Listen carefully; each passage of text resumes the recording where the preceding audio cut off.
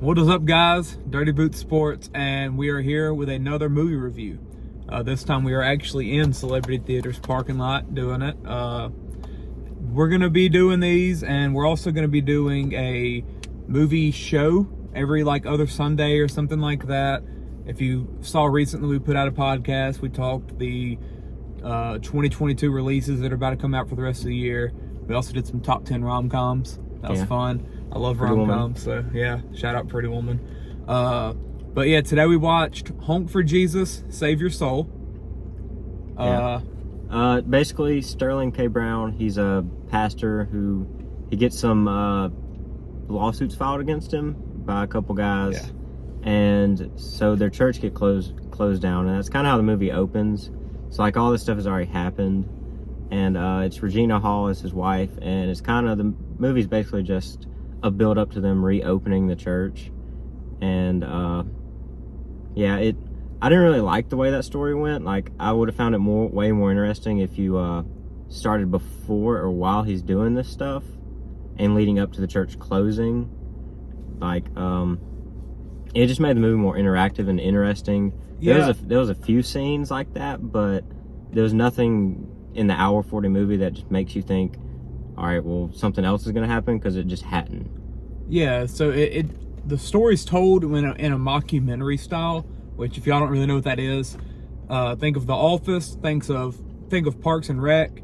Those are two shows that they're told with the camera being there and the people in the movie or show knowing that the camera's there. Mm-hmm. So think of in The Office when Jim looks at the camera and he does his little smile. That's him pointing out that it's mockumentary style and everything, and them going and talking directly to the camera.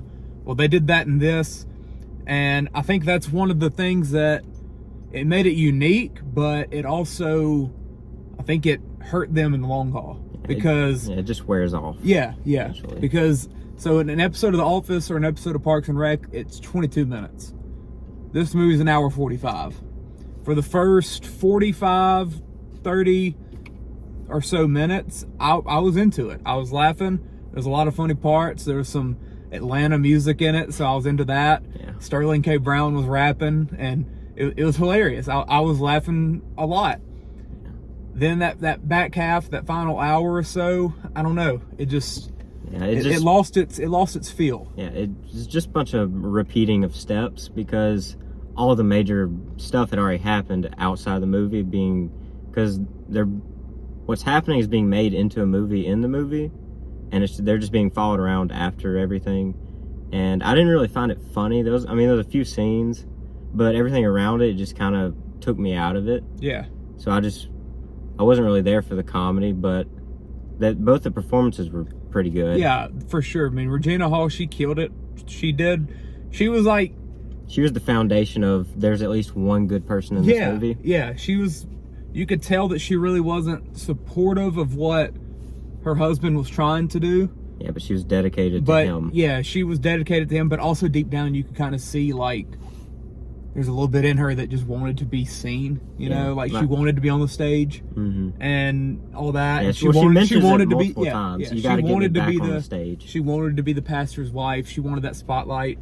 And Sterling K. Brown, he did great of, just being, I think he did a good job of portraying a mega church pastor, which think of Joel Osteen. Yeah. That's who I think a lot of this was based on.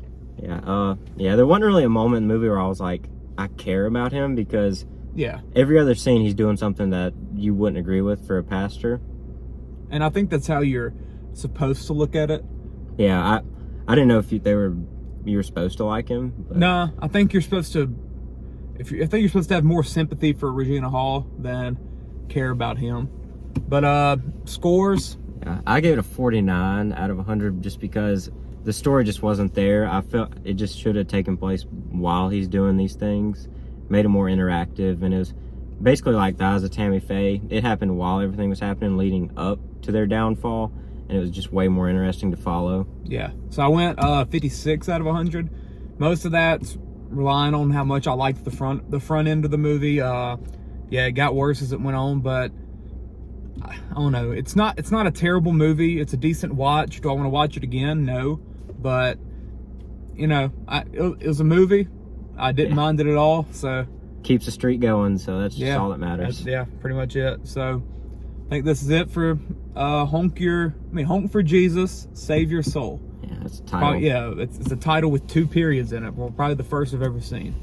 So yeah, we'll be back sometime soon, probably next week with a review. The Invitation, maybe. We gotta do Spider-Man again, I guess. And we're gonna be going by the regulars. Yep. Because that's what we're called up here Celebrity at Celebrity. Given Name. So, yeah. Well, this is fun. We'll see y'all later.